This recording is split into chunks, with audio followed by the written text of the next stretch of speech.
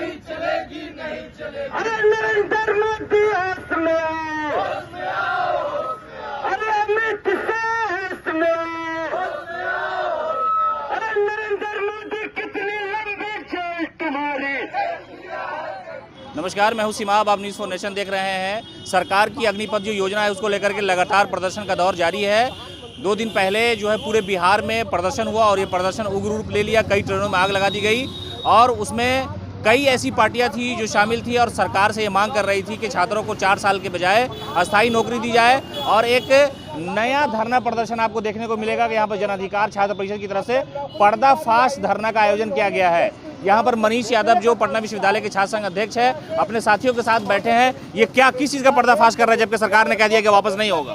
देखिए, ये धरना तो सबसे पहले हमारे छात्र परिषद के जो अध्यक्ष हैं रोशन जी, उनके नेतृत्व में किया जा रहा है। देखिए, पर्दाफाश इसलिए कि पूरी तरह से सेना का निजीकरण किया जा रहा है। निजीकरण इस अनुसार समझिए कि जितने भी बैंक ले लीजिए, कंपनियां ले लीजिए, रेलवे ले लीजिए, अब कहीं ना कहीं अंबानी अडानी के हाथों में चला गया। अब इनकी सुरक्षा के लिए अंबानी अडानी को एक बड़ी संख्या में पहरेदार की ज़रूरत है, गार्ड की ज़रूरत है। और कैलाश विजयवर्गीय ने तो कह दिया कि जो निकलेंगे वो 4 साल में गार्ड की नौकरी करेंगे। एक और महाशय हैं, भाजपा के बहुत बड़े नेता हैं, रेड्डी जी, उन्होंने कहा कि हम धोबी बनेंगे, हम जूता चप्पल साफ करेंगे, हम शौचालय साफ करेंगे। समझ रहे हैं? तो ये निजीकरण की ओर ढकेला जा रहा है। अब जो सैनिक, अब समझिए कि अभी जो बॉडी ये गार्ड वगैरह वो 25,000 लेता है। जब बड़ी संख्या में 4 साल बाद रिटायरमेंट होते जाएगा तो ये लोग बेरोजगार होंगे और इनको सिर्फ एक ही काम आता होगा, सुरक्षा करना। तो अंबानी और अडानी की कंपनियों में इन लोगों को 5,000 और 7,000 में खटाने के लिए ये पूरा नरेंद्र मोदी का एक स्कीम है। इस बात को समझिए और कह देते हैं नरेंद्र मोदी जी, अगर आप इस मंशा में हमारी सेना को बेचने का काम कर रहे हैं, हमारे देश के वीरों को, सूरवीरों को नीलाम करने का काम कर रहे हैं, तो एक बात चेतावनी दे देते हैं।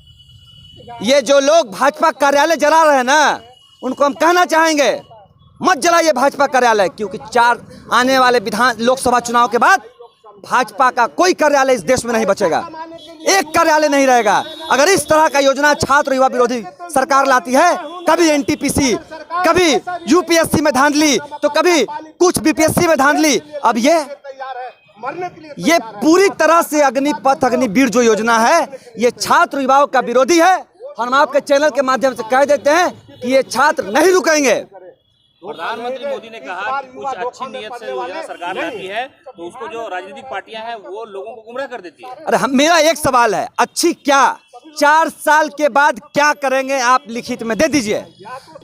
आप स्पष्ट आपके बड़े नेता कह चुके हैं हम बॉडीगार्ड बनेंगे भाजपा कार्यालय में, हम आपके यहाँ जूता चप्पल साफ करेंगे। हमको तो ये नहीं करना है। जिन्होंने बड़ी बड़ी जंगें जीती आप उनको बॉडीगार्ड बनाइएगा और अंबानी अडानी के बेटे का हम लोग गाड़ी का शीशा खोलेंगे, दरवाजा खोलेंगे और वहाँ उनको सलाम करेंगे, उनको हाथ जोड़ेंगे। सेना के देश के लिए मर मिटने वाला, मातृभूमि के लिए कुर्बान हो जाने वाला सैनिक और इस देश का बेटा सूरवीर अंबानी और अडानी के बाल बच्चों की गुलामी करेगा, ये चाहते हैं नरेंद्र मोदी, ये यही करके जाना चाहते हैं। लेकिन बिहार और छात्र और देश का छात्र नौजवान युवा इस आंदोलन के खिलाफ पूरी तरह से सड़कों पर तब तक रहेगा जब तक नरेंद्र मोदी अपने एक कदम पीछे नहीं उठा लेते हैं।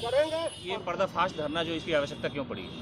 क्योंकि सरकार जो योजना लाई है वो कह रही है कि हम सही योजना लाए हैं, तो उस योजना को हम लोग पर्दाफाश करने का काम कर रहे हैं यहाँ बैठ कर धरना में। सीधी बात समझिए कि इतनी बड़ी माने जो देश की सेवा करने जाते हैं उनको पैसे से तोला जा रहा है। इस राजनीति को समझना होगा। इस पूरी योजना में अनुकंपा का कहीं जिक्र नहीं है, क्योंकि जब शहीद होते हैं सैनिक तो उनको अनुकंपा मिलता है, उनके बेटे जॉब में जाते हैं, उनकी पत्नी को आजीवन जो है पेंशन मिलता है। लेकिन इतनी बड़ी शहादत को एक मुआवजा नहीं मिलेगा और अनुकंपा का जिक्र नहीं है, तो समझ सकते हैं कि सरकार की क्या मंशा है। और जिस तरीके से बयान आ रहा है, कैलाश विजयवर्गीय कह रहे हैं कि हम उसको अपने यहाँ ऑफिस में रखेंगे, कल महेंद्रा कह रहा है कि हम उसको रखेंगे, यानी कि जो फौज में जा करके ट्रेनिंग लेंगे वो प्राइवेट ऑफिस में ड्यूटी करेंगे।